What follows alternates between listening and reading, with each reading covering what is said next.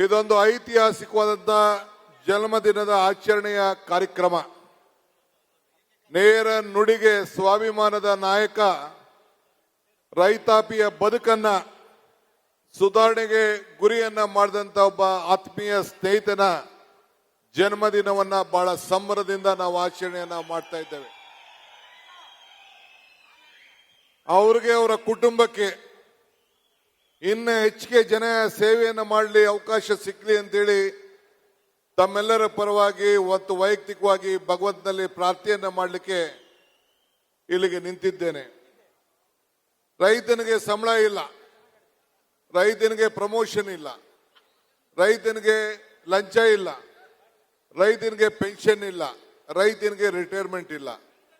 ಹಿಂಗೆ ಸಹಕಾರ ಕ್ಷೇತ್ರದಲ್ಲಿ ನಾವೆಲ್ಲ ರೈತರ ಬದುಕಿಗೋಸ್ಕರ ಈ ಕ್ಷೇತ್ರಕ್ಕೆ ಅತಿ ಹೆಚ್ಚು ಶಕ್ತಿಯನ್ನು ಕೊಟ್ಕೊಂಡು ನಾವು ಬಂದಿದ್ದೇವೆ.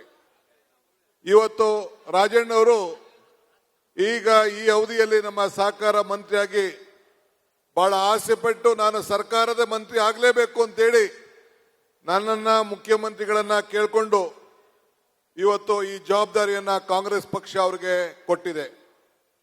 ಅವರು TAPCMS ಅಧ್ಯಕ್ಷರಾಗಿ ಕೆಲಸವನ್ನು ಮಾಡಿದ್ರು. ನಾನು ಕೂಡ 83ರಲ್ಲಿ ನಾನು TAPCMS ಆಯ್ಕೆ ಆಗಿದ್ದೆ. ಅದಾದ ಮೇಲೆ ನಾನು ಕೂಡ ಸಹಕಾರ ಮಂತ್ರಿಯಾಗಿ SM ಕೃಷ್ಣ ಅವಧಿಯಲ್ಲಿ ನನ್ನನ್ನು ನೇಮಕವನ್ನು ಮಾಡಿದ್ರು. ಅದಾದಾಗ ಶ್ರೀ ರಾಜಣ್ಣವ್ರನ್ನ ಆವತ್ತಿನ ದಿನ ಅಪೆಕ್ಸ್ ಬ್ಯಾಂಕ್ ಅಧ್ಯಕ್ಷರಾಗಿ ಆಯ್ಕೆ ಮಾಡಿದಂತ ಕೀರ್ತಿ, ಒಂದು ಅವಕಾಶ ನನಗೆ ಸಿಕ್ಕಿತ್ತು. ನನಗೆ ಇವತ್ತು ಬಹಳ ಸಂತೋಷ ಆಗ್ತದೆ. ತುಳಿತಕ್ಕೆ ಒಳಗಾದಂತ ಒಂದು ಸಮಾಜದ ಒಬ್ಬ ಧೀಮಂತ ನಾಯಕರನ್ನ ಇವತ್ತು ನಾವೆಲ್ಲ ಶುಭ ಹಾರೈಸಲಿಕ್ಕೆ ನಾವೆಲ್ಲ ಬಂದಿದ್ದೇವೆ. ಹಿಂದೆ ನಾನು ಅವರಿಬ್ರು ಕೂಡ ಸೋಲ್ಗೆ ಹೋಗಿದ್ದು. ಇಂಟರ್ನ್ಯಾಷನಲ್ ಕೋಆಪರೇಟಿವ್ ಅಲಯನ್ಸ್ ಸೋಲ್ನಲ್ಲಿ ನಡೆದಿತ್ತು. ಆಗ ಜಪಾನ್ಗೆ, ಕೊರಿಯಾಗೆ, ಸೌತ್ ಕೊರಿಯಾಗೆ ಮತ್ತು ಅನೇಕ ಕಡೆ ಎಲ್ಲ ಪ್ರವಾಸವನ್ನು ಮಾಡಿ ಸಹಕಾರ ಕ್ಷೇತ್ರದ ಬಗ್ಗೆ ಅತಿ ಹೆಚ್ಚು ಅಧ್ಯಯನ ಮಾಡಿ ಕೂಡ ಬಂದಿದ್ದು ನನಗೆಲ್ಲ ನೆನಪಿದೆ.